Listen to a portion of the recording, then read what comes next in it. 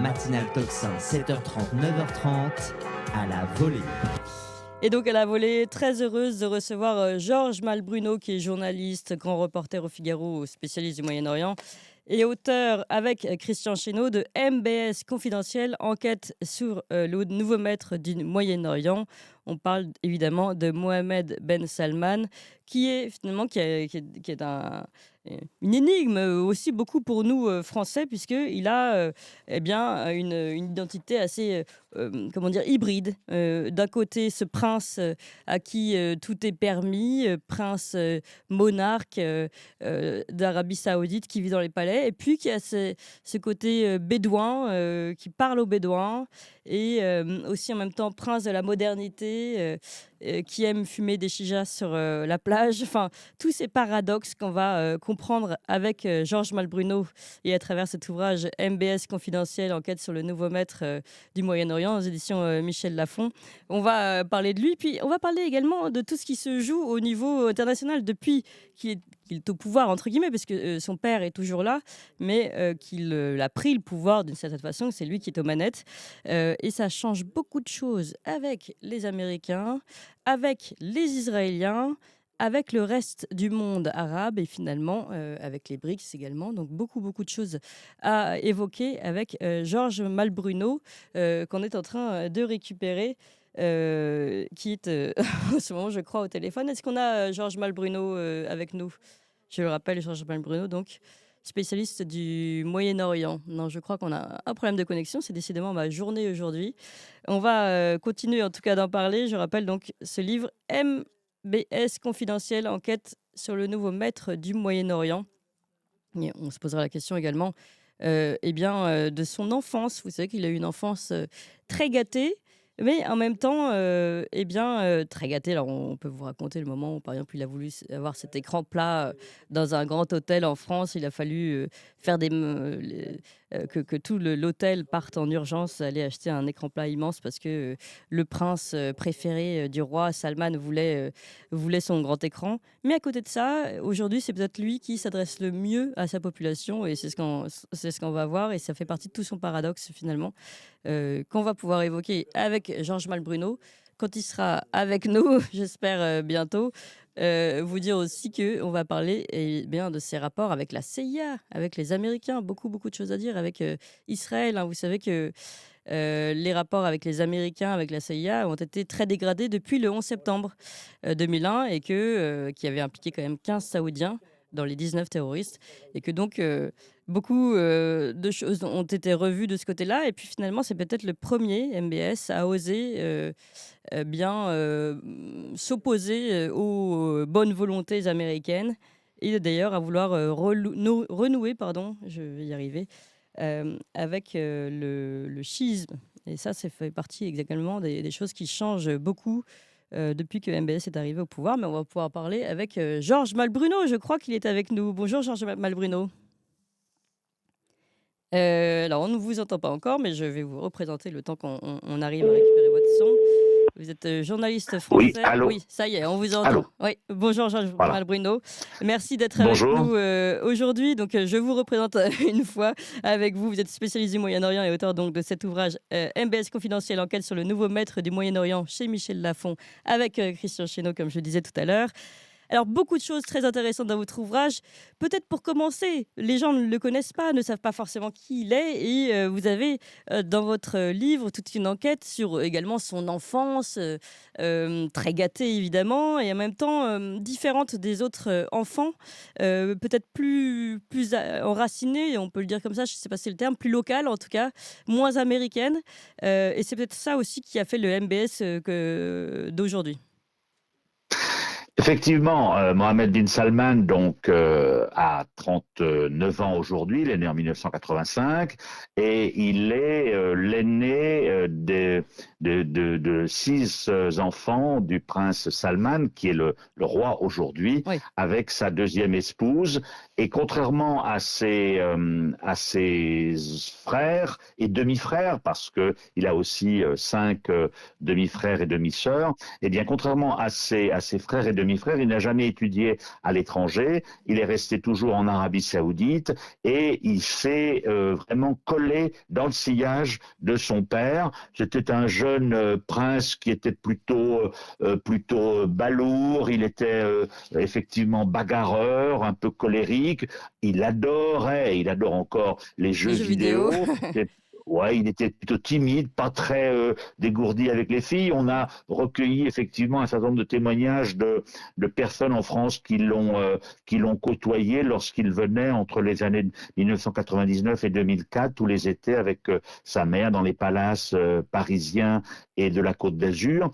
Mais c'est quelqu'un qui ensuite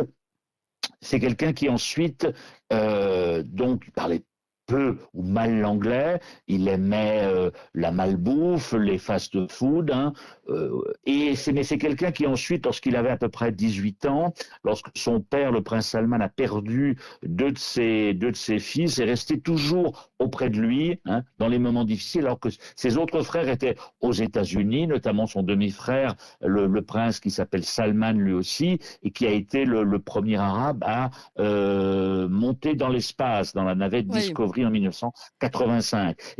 D'ailleurs, vous Et racontez qu'à ce donc moment-là, il s'est moqué de celui qui est monté dans l'espace. Il s'est moqué, il a rappelé je sais plus qui derrière pour dire, vous voyez, il a rappelé le l'alunissage moufti a bien marché. d'Arabie Oui. Saoudite pour dire qu'effectivement, eh bien, la Terre était bien ronde, alors que les oulémas, certains mettaient en doute le fait que la Terre soit ronde. Donc, MBS, contrairement à ses frères, est resté dans le siège de son père et il a découvert le pays, découvert les tribus, découvert les religieux, et c'est comme ça qu'il est devenu un petit peu à la fois son majordome et en quelque sorte sa canne. Et c'est comme ça qu'en 2015, lorsque le roi Abdallah est mort, que le prince Salman lui a succédé, eh bien, Mohammed bin Salman, le fils préféré de son père, a accédé pas au trône encore, ni même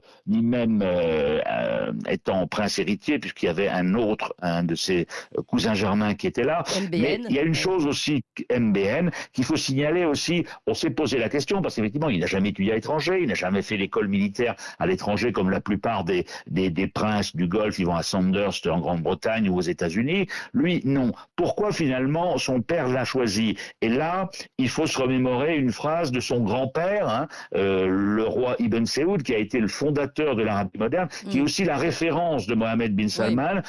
Ibn Saoud dit: pour gérer les Bédouins, il faut être un Bédouin, il faut rester auprès d'eux, il faut comprendre leur mentalité, etc. Et donc, voilà, on a choisi un pur produit local pour diriger l'Arabie Saoudite à partir des années, pas 2015, mais un petit peu après, lorsqu'il a fait un coup de force avec l'aval de son père en 2017 pour écarter Mohammed bin Nayef, le prince héritier, d'une manière pas sanglante, mais Musclé. d'une Oui. manière très brutale, Oui. puisque il lui a tendu un guet-apens, ils étaient tous réunis pour la fête de l'Aïd à la Mecque, et au cours d'une nuit, eh bien, Mohammed bin Nayef, un revolver dans le dos, a dû prêter allégeance à Mohammed bin Salman, et le lendemain matin, eh bien, on voyait Mohammed bin Salman accueillir tout sourire MBN qui avait été humilié et qui aujourd'hui est dans son palais avec un bracelet électronique et qui ne peut pas sortir de son Ouais, pays.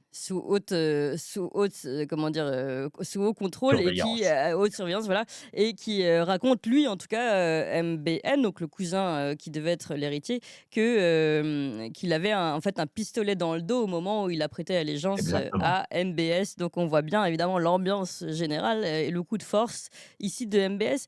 Mais alors, ce qui est vraiment intéressant dans votre ouvrage et en plus à travers votre connaissance à vous, Georges Napoléon, et à Christian Chesneau, c'est comprendre quel rôle il joue aujourd'hui.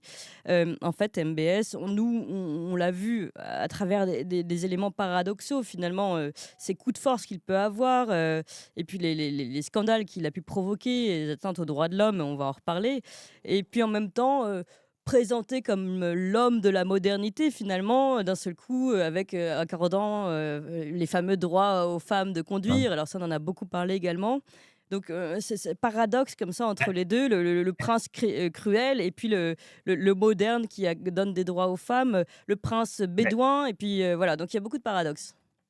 Bah, il y a beaucoup de paradoxes, mais ça ne doit pas nous surprendre forcément. Mohammed bin Salman est un, modernisateur, c'est sûr, mais autocrate, c'est également sûr. Modernisateur, parce qu'il a accordé, vous y avez fait allusion, des droits aux femmes, qu'elles n'avaient pas auparavant. Elles peuvent conduire, elles peuvent évidemment travailler, elles peuvent sortir de leur Mais pays ça, c'est sans réel ou c'est avoir. juste de la Ah vitrine? non, non, c'est réel, c'est réel. Non, non, non. Si vous allez en Arabie Saoudite aujourd'hui, vous constatez que le pays a radicalement changé, ces 10 dernières années. Moi qui y vais depuis, 25 ans, c'est saisissant de voir des femmes qui conduisent, qui fument, qui n'ont plus pratiquement l'abaya et qui, vous accueillent à l'aéroport et cetera. Non, non, Mais il y a ça, une ce vraie sont pas que révolution pardon, ce n'est pas sociétale. qu'une élite, qui peut, Non, non, non, non, non, pour une raison très simple, c'est que MBS a compris que lui, il a 39 ans, 60 des Saoudiens ont moins de 30 ans. C'est pour eux qu'il doit gouverner et donc c'est pour eux qu'il doit, faire des réformes. Les femmes saoudiennes aujourd'hui, j'en ai rencontré, elles se chamaillent avec leur mari, elles lui font un bras d'honneur et le soir, elles vont dormir à l'hôtel et elles peuvent même demander le divorce par application. Alors, je ne dis pas que tout est rose parce qu'il y a encore quand même des règles en matière de succession oui, qui font traditionnelle, oui. qu'elles ne sont pas forcément légales des hommes, mais il y a une vraie progression. Donc ça, c'est le côté modernisateur, sociétal, économique, on y reviendra aussi parce il veut en finir avec le tout pétrole, mais à côté de ça, il y a l'autocrate parce que, eh bien, il ne veut voir aucune tête dépassée dans les rangs et effectivement, il a été brutal, On peut revenir sur heu, l'assassinat de la Jamal, Khashoggi. Oui. responsabilité sur l'assassinat de Jamal Mmh. Khashoggi et surtout, c'est là où aussi il crée comment dirais-je? Une incompréhension avec nous autres occidentaux. C'est parce c'est un vrai modernisateur qui a une vision et en même temps, les femmes auxquelles il accorde des droits, eh bien certaines, il va les condamner à 30 ans de prison pour simplement un tweet. Alors, Mmh. pourquoi cet aspect-là qui est très surprenant? Je pense qu'il veut faire des exemples. C'est un peu brutal, mais il veut faire des exemples. Il veut montrer que, comme il y a un proverbe qui dit, eh bien, pour diriger une communauté qui est assez quand même difficile, avec des Les traditions, tribus. etc. Mmh. Il faut montrer que c'est lui, il faut qu'il montre qu'il est le maître. Mmh. Oui, oui, non, mais ça, on comprend le côté autoritaire, peut-être que aussi, comme vous le dites, pour diriger les tribus, mais également le microcosme du royaume, parce que vous l'expliquez, hein, c'est la répartition, des rôles dans la famille royale et obéit à des règles très strictes. C'est très compliqué d'imposer sa place et finalement jusqu'à maintenant, jusqu'à MBS et ce putsch d'une certaine façon, enfin cette prise de pouvoir, Coup de un force. coup de force, eh bien, jusqu'à maintenant, finalement, on se succédait des princes qui n'avaient pas beaucoup de pas forcément Exactement. une vision pour l'Arabie Saoudite et Oui. une volonté de changer les choses, finalement. Donc c'est vrai que Et c'est c'est pour au moins ça oui. Et c'est pour ça que, alors, ça nous paraît brutal, effectivement, mais avant, l'Arabie Saoudite était dirigée par un roi qui avait 85 ans, qui mourait, auquel succédait un autre roi qui était son demi-frère qui avait 83 ans. Certains pouvaient être d'ailleurs, je dirais, aussi modernisateurs, comme le roi Abdallah, mais ils ne pouvaient pas engager des réformes parce qu'il y avait un partage du pouvoir entre ces grands princes. Mmh. MBS, de manière très brutale, a mis un coup de pied dans la fourmilière, il a coupé toutes les autres branches et donc c'est lui seul qui dirige. Et alors évidemment, ça paraît très brutal, mais ça plaît assez aux Saoudiens qui en avaient assez de cette inertie, de cette corruption entre princes. Vous vous Mmh. souvenez qu'en 2017, il avait embastillé justement beaucoup de princes, des hommes d'affaires au Ritz-Carlton de Riyad. Hein. Il en avait embastillé plus d'une centaine. Mais Mais ça a plu à la population parce qu'elle en avait marre de la corruption auquel les princes se livraient. Ça ne veut pas dire qu'aujourd'hui, il y a plus de corruption, mais en tout cas, il a fixé un cap, il a fixé une vision qui est un peu formalisée dans le cadre de cette vision 2030. Et ça, si vous voulez, ça plaît aux jeunes Saoudiens qui étaient dans un pays qui était quand même très particulier, où il y avait une police religieuse qui donnait une image archaïque de ce pays, où les femmes ne pouvaient pas conduire. Et donc aujourd'hui, ils ont l'impression, ils ont des concerts, ils ont des cinémas, une femme et un homme peuvent aller au restaurant, de vivre dans un pays à peu près normal. Mmh. C'est la raison pour laquelle MBS est globalement, je dirais, suivi par une majorité de la population, mais il y a des résistances chez des personnes plus âgées qui trouvent que ça va trop vite, chez les religieux conservateurs en particulier, et aussi au sein de la famille, sauf que la famille a été neutralisée puisqu'il a coupé toutes les têtes. Ouais. Alors, une comparaison, je ne suis pas sûre que ça vous plaise, mais je vous la propose, malgré tout. Puis ensuite, je voudrais qu'on parle évidemment de leur relation, parce qu'il a en effet, dans ce côté réformateur, eh bien, comme vous le dites, il a fait un sort au wahhabisme. Il a osé, affronter, Joe Biden et ne pas, se soumettre à Joe Biden. Donc beaucoup quand même d'évolutions très importantes, hein, dans la tectonique des plaques et dans la géopolitique actuelle. On va en reparler, mais juste sur cette histoire de reprise en main, on va dire, des princes, et de cette, famille royale, et on va dire d'une certaine façon des oligarques. Moi, ça me fait un peu penser, au début de Vladimir Poutine, quand finalement il récupère tous les oligarques. Enfin, il leur dit: «Soit vous jouez pour notre camp, soit si vous dépensez notre capital ailleurs, eh bien, punition à la Poutine, quoi». Donc c'est pas forcément joli. Effectivement, c'est une comparaison qui est assez juste. Et d'ailleurs, Mohammed bin Salman s'entend bien avec Vladimir Poutine, et il y a eu effectivement une volonté de sa part de mettre au pas, tous les princes. Alors il y est allé de manière très, très brutale, comme vous le savez. Il leur a extorqué plus d'une centaine de milliards. Le problème, c'est qu'il y a beaucoup d'argent privé saoudien qui est resté à l'étranger, et que par conséquent, pour financer ces grands projets, mégalomaniaques un peu parfois, Oui, on va eh en bien, parler, il a ouais. besoin d'argent, et donc ça, c'est un de ses problèmes. Et il y a toujours je dirais, une relative méfiance de la part des hommes d'affaires saoudiens vis-à-vis d'MBS qui, en raison du passé. Mmh. Alors, continuons Mais ce qu'il justement, faut dire oui, aussi dans l'aspect, pardon, bien dans sûr. l'aspect modernisateur, c'est qu'il veut faire passer l'Arabie saoudite d'un État, vous l'avez compris, religieux, hein, où la religion rythmait la vie de 25 millions d'habitants, à un État-nation.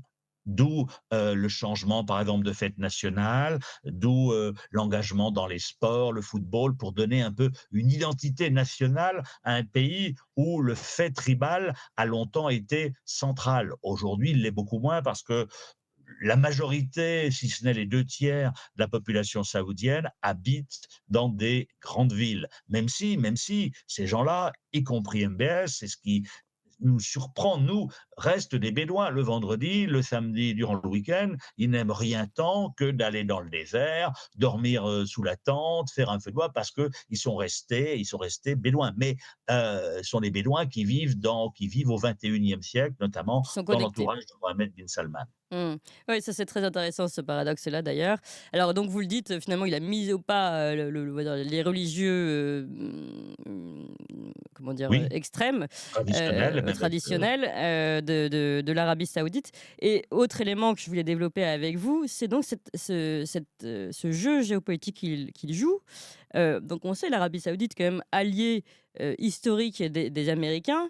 Et là, on voit tout de même, une prise de distance, ou au moins une prise d'autonomie, je ne sais pas comment on peut l'appeler, de MBS, avec, et vous le rappelez, notamment le fait que, Joe Biden, par exemple, pendant la crise ukrainienne, demande, eh bien de faire, baisser, d'augmenter la ouais, production de d'augmenter pétrole la pour production de éviter pétrole. une Il puissance. refuse, en fait, il veut rester sur Voilà. sur ces contrats, d'avant. Et donc là, c'est Vous bien le l'avez fait bien qu'il affronte, résumé. ouais. C'est une prise d'autonomie, c'est une prise de distance. Pourquoi? Parce qu'il y a eu plusieurs déceptions à l'égard des États-Unis. À partir de 2011, lorsque les Américains ont laissé tomber leurs alliés, notamment Hosni Moubarak, lors des révolutions arabes. Et puis surtout à partir de 2019, lorsque des relais iraniens ont attaqué des installations pétrolières de l'Arabie Saoudite, hein, attaqué donc la vache à lait de l'Arabie Saoudite, l'Amérique de Donald Trump, pourtant grand allié et grand ami de Mohammed bin Salman, n'est pas venu à son secours. Mmh. Donc MBS s'est retrouvé, si vous me permettez l'expression, nu. Et à partir de là, il s'est dit bon, il faut diversifier ses partenariats, et il faut du calme pour que moi, ma vision justement, ma modernisation, ma vision 2030 sur l'économie, eh bien, puisse fonctionner. Donc, à partir de là, eh bien, il a entamé, par exemple, avec l'Iran, un processus de rapprochement qui s'est soldé l'an dernier par une réconciliation après 6 années de brouille. Il se tourne vers l'Asie parce que la Chine et d'autres pays sont ses premiers clients pétroliers. Il a de bonnes relations avec la Russie parce que c'est aussi un partenaire énergétique, bonnes relations avec l'Inde, Avec l'Inde. et il n'a plus de relations, je dirais, exclusives avec les États-Unis. Il a de mauvaises relations avec Biden pour les raisons que l'on sait sur l'assassinat de Jamal Khashoggi. Il a plutôt de bonnes relations, en particulier avec le gendre de Donald Trump, Jared Kushner, qui est son partenaire en affaires. Donc voilà, il a diversifié ses partenariats, et aujourd'hui, son mantra, c'est l'Arabie d'abord, sont Mmh. mes intérêts d'abord, plutôt que faire plaisir aux Américains, etc. Donc il n'y a plus d'exclusivité en matière diplomatique. Oui, alors de ce que là, c'est très intéressant. Et donc un point de vue assez réaliste. D'ailleurs, l'Arabie Saoudite fait partie des BRICS, donc c'est quand même aussi un pied de nez pour les Américains. Oui. Et puis, comme vous le dites, finalement, ne pas céder aussi aux pressions moralistes ou morales, on les appelle comme on veut, des Américains. Ah oui, oui, c'est vous savez, il fait partie des BRICS, du Sud global, il n'a pas condamné l'opération, l'invasion, de l'Ukraine par la Russie, et donc voilà, il fait partie de ces dirigeants qui considèrent que l'Occident n'a pas forcément à nous donner des leçons parce qu'on n'est pas exempt de reproches, notamment sur le conflit israélo-palestinien, Alors justement, et donc il oui. le dit haut et fort parce qu'il est courtisé par la terre entière en raison des potentialités énergétiques, des potentialités financières. Joe Biden, Emmanuel Macron, Boris Johnson sont allés à Canossa en lui rendant visite ces dernières années, et donc oui, ils se sont très à l'aise. Il a même, je pense que, vous savez, c'est quelqu'un qui est resté, on a pu, un peu décrire un peu son intimité, c'est resté qui est resté assez capricieux. Lorsqu'il vient voir, Emmanuel Macron déjeuner avec lui, eh bien il réclame, un tapis rouge plus long, il est, que ce qu'on avait prévu. Lorsqu'il y a les obsèques de la reine d'Angleterre, eh bien, alors que le protocole prévoit 2 invités, lui, il en demande 3.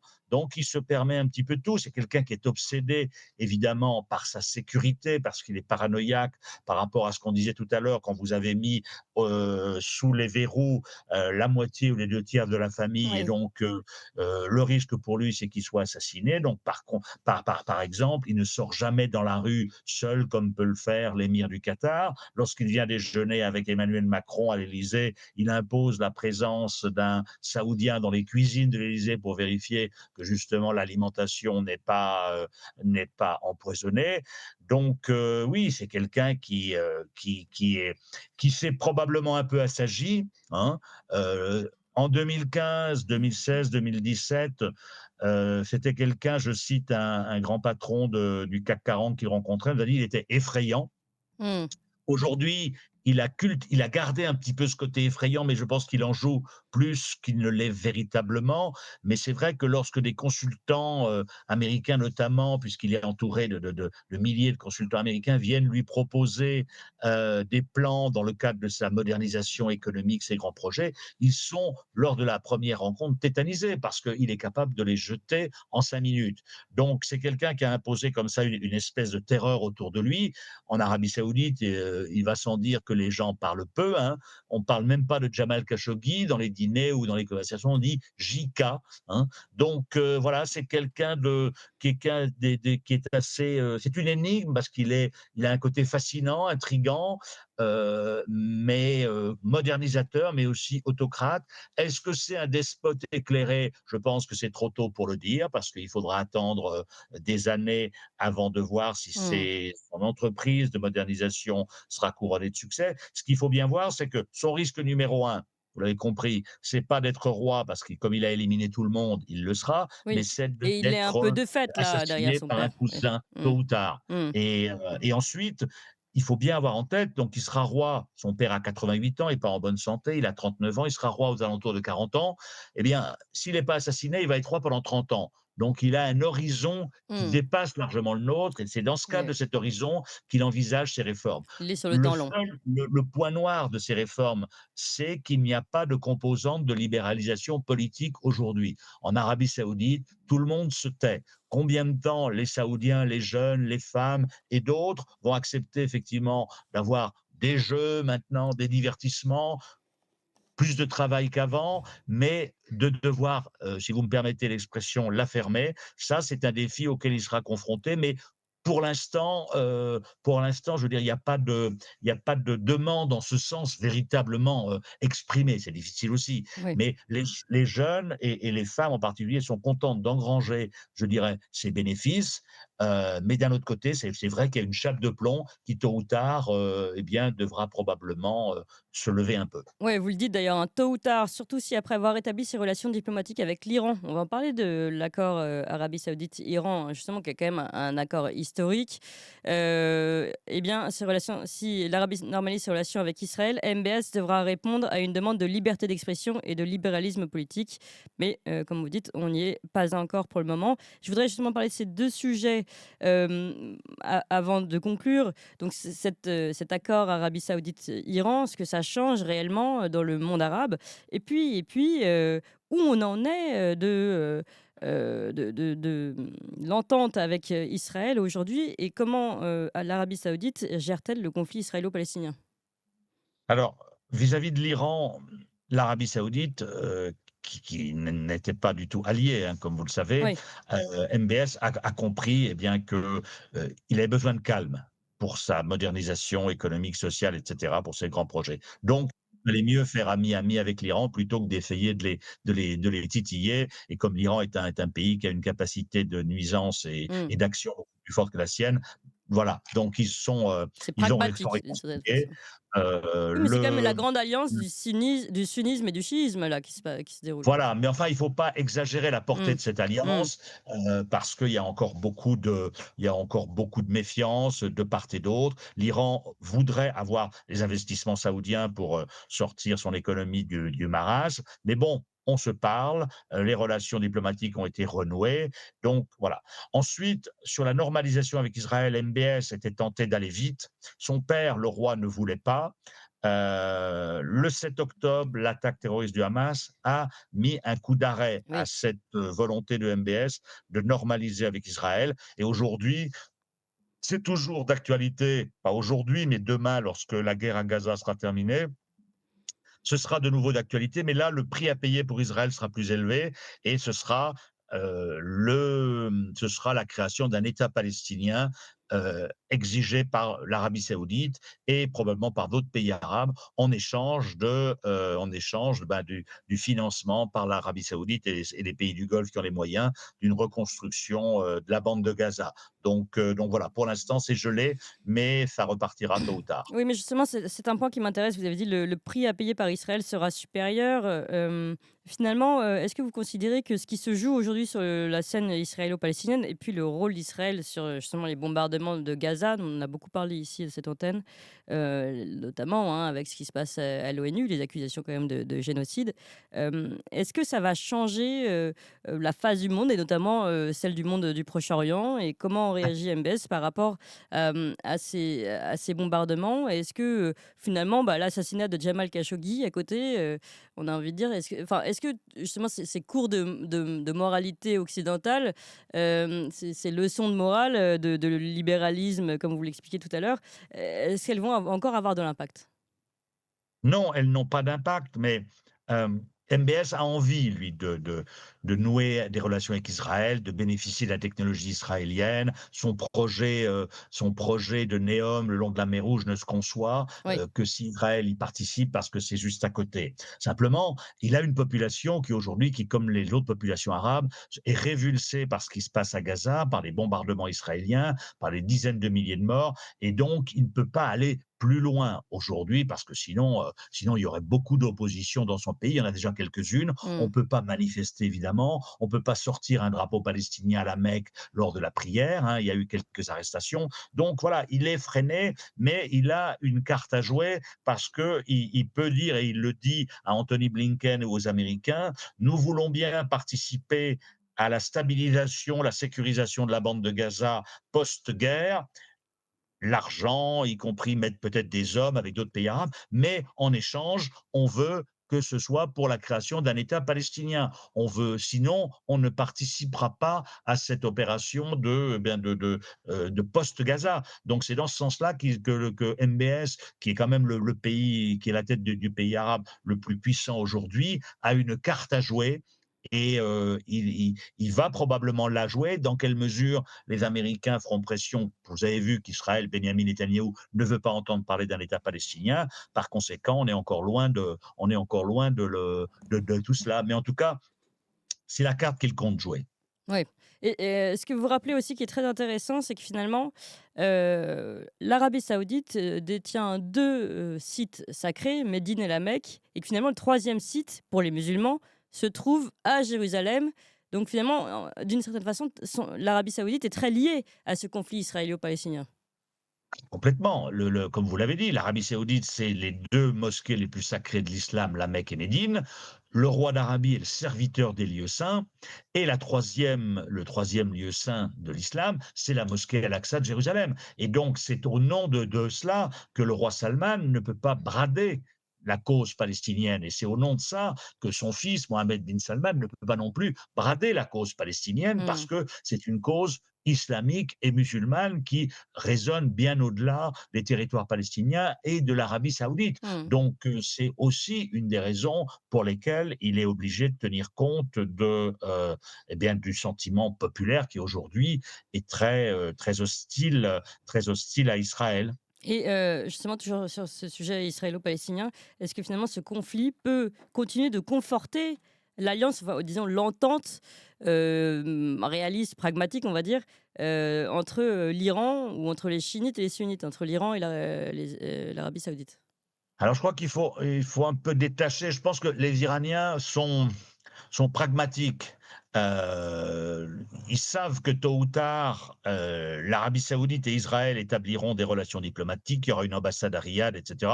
Bon, il y en a déjà une à Abu Dhabi qui est leur voisin en face, et ça ne n'empêche pas d'avoir des relations cordiales entre Iraniens et Émiriens. Ce qui choquerait les Iraniens et ce qui entraînerait une riposte iranienne, c'est que s'il y avait un partage, par exemple, des participations israéliennes à des opérations saoudiennes au Liban, en Syrie, etc., dans les pays qui sont alliés de l'Iran. S'il Mmh. y a une coopération militaire israélo-saoudienne contre l'Iran, alors ça, c'est une ligne rouge pour l'Iran. Sinon, sur le reste, bon, bah voilà, ça fait partie de l'apaisement régional, et Mmh. l'Iran le fait très bien. L'Iran le fait très bien. Ouais, et alors, dernière question, parce que vous parlez notamment de la perte d'influence de la France aussi à travers votre livre, qui devient finalement plus qu'un lieu de vacances d'une certaine façon, de Mmh. villégiature, voilà pour MBS et sa suite. Est-ce que vous considérez que là, encore une fois, ce qui se passe sur la scène ukrainienne, avec notamment, le refus à Joe Biden, ce qui se passe sur la scène, israélo-palestinienne, est-ce que tout ça continue, de jouer de la perte d'influence occidentale, vis-à-vis notamment, de l'Arabie Saoudite, mais du reste du monde du Proche-Orient? Oui, la relation entre Emmanuel Macron et Mohammed bin Salman n'est pas géniale, je dirais. Il n'y a pas d'alchimie entre eux. Ils se sont affrontés lors de leur première rencontre à l'aéroport de Riyad en décembre 2017. MBS a eu des mots durs contre Macron, qui lui a répondu immédiatement. Ensuite, Emmanuel Macron a essayé de le jauger. Bon, il y a pas de relation très amicale. Emmanuel Macron lui a proposé un marchandage sur le Liban, en promettant, ce qu'il a fait, l'appui français à l'exposition universelle de Riyad en 2030. En échange, il demandait un appui saoudien pour relancer l'économie libanaise, et MBS a dit oui, mais sans jamais apporter d'appui. Donc il n'y a pas de, il n'y a pour l'Arabie Saoudite, la France est un pays important, mais qui est un parmi d'autres en Europe, laquelle Europe n'est plus qu'une parmi d'autres des partenaires. Donc Mmh. voilà. Et puis, il y a toujours, je vous dis, lorsqu'il est venu, on raconte comment Emmanuel Macron lui a un petit peu sauvé la mise lorsqu'il est venu à l'été 2022 en visite de travail. Comme il y a un juge qui souhaitait l'arrêter, eh bien, MBS a demandé que cette visite de travail passe à une visite d'État.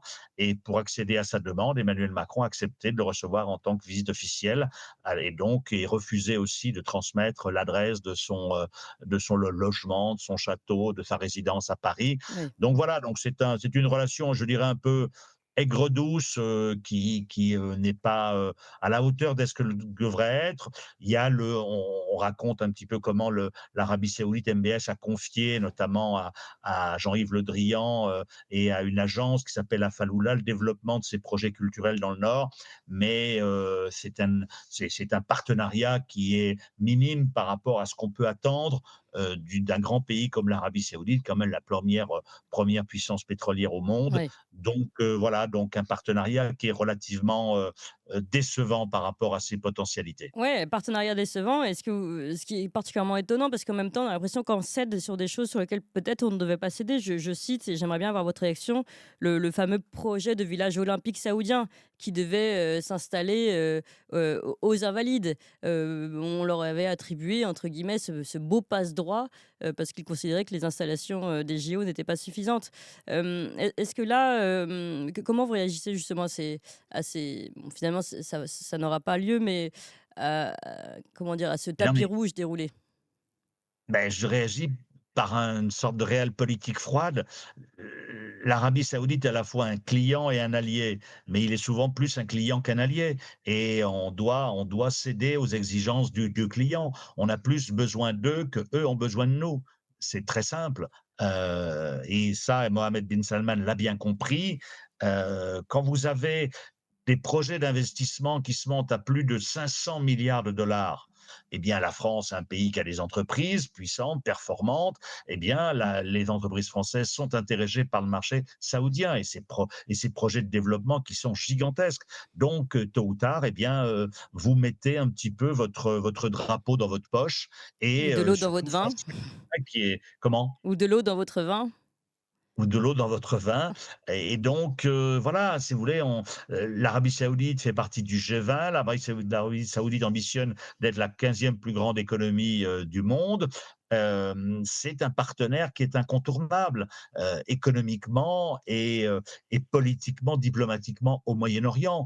Et il faut bien avoir en tête que l'Arabie Saoudite, les Saoudiens, même s'ils aujourd'hui sont lancés dans une entreprise de modernisation, y compris culturelle, les Saoudiens et les Saoudiennes ne ressembleront jamais aux Français et aux Françaises. Oui. Dans l'Arabie Saoudite, les Saoudiennes ont le droit de ne plus porter la baya, mais 80% la portent encore aujourd'hui, mais de manière très, très soft, je dirais, simplement parce qu'on est dans un pays quand même conservateur, comme l'est d'ailleurs Mohammed bin Salman, même s'il veut, il a eu cette fameuse phrase qui est intéressante, il a dit: on ne va pas passer les 25 prochaines années à nous interroger sur le fait de savoir si la Oui. musique c'est halal. Donc voilà, c'est quelqu'un qui est conservateur. Lorsqu'il vient à Paris, lorsque sa femme veut voir un médecin, Mohammed bin Salman impose que ce soit une femme. Voilà, Mmh. mais on est aussi dans un pays de la démesure parce qu'avec des richesses La cité qui Neom, sont ouais, cité impressionnantes. artificielle en plein désert, oui. On en raconte quelques exemples. Tous les 15 jours, il y a un Falcon qui décolle de Jeddah et qui va Pour à les Dubaï huîtres? chercher des huîtres Gilardo et du bœuf Wagyu parce que MBS aime ça. Mmh. Il a aussi, on le révèle, un majordome, Luis, brésilien, qu'il a recruté à l'hôtel Churchill à Londres en le payant 320 000 euros par mois. Mais on est sur une autre dimension dans ce pays-là. Ouais, et ça, c'est vraiment, la conclusion de votre ouvrage finalement, la réelle politique, et il serait peut-être bon aussi que nous aussi, nous sachions penser en réelle politique. Merci beaucoup, Georges Malbruno. C'est une Merci à enquête vous. très fouillée également sur ah oui, non, je voulais vous poser une dernière question parce qu'il m'a fait quand même penser, comment s'appelle-t-il le prince Abdallah dans Tintin? Est-ce que vous pensez pas qu'il est inspiré finalement de la figure, de MBS jeune? Parce que le prince Abdallah dans Tintin, c'est un petit jeune très capricieux, qui va dans les grands hôtels et qui demande ce qu'il veut, et finalement ça m'a fait beaucoup beaucoup pensé à ça. Oui, probablement, Oui. Il probablement. y a une enquête à faire, hein, je vous le suggère. Merci beaucoup, en tout cas, Georges Merci Valbruno. à vous. Je rappelle, journaliste français, grand reporter au Figaro, spécialisé Moyen-Orient, et évidemment co-auteur avec Christian Chesneau de ce livre MBS confidentiel, enquête sur les nouveaux maîtres du Moyen-Orient, chez Michel Lafon. Merci à vous, c'est la fin de cette émission. Merci à vous tous, chers amis. Désolé pour les problèmes techniques que nous avons eu au cours de cette émission. Ça arrive, ce sont les aléas du direct. Vous pouvez quand même mettre des pouces, vous l'avez fait très gentiment d'ailleurs tout à l'heure pour nous soutenir. On en a besoin parce que évidemment ça, l'algorithme n'aime pas les problèmes techniques. Vous le savez, demain nous recevons Valérie Bigot et puis plein d'autres gros sujets. Donc soyez au rendez-vous à 7h30. Et puis la mission de jour pour ceux qui ne sont toujours pas abonnés. Il paraît qu'1 sur 2 ici qui nous écoutent tous les matins ne sont pas abonnés. Je parle pas d'abonnés, de faire un don. Ça évidemment vous pouvez le faire. Mais là je parle d'abonnés, vous abonner à la chaîne YouTube. Voilà, faites-le immédiatement et je vous dis à demain à 7h30.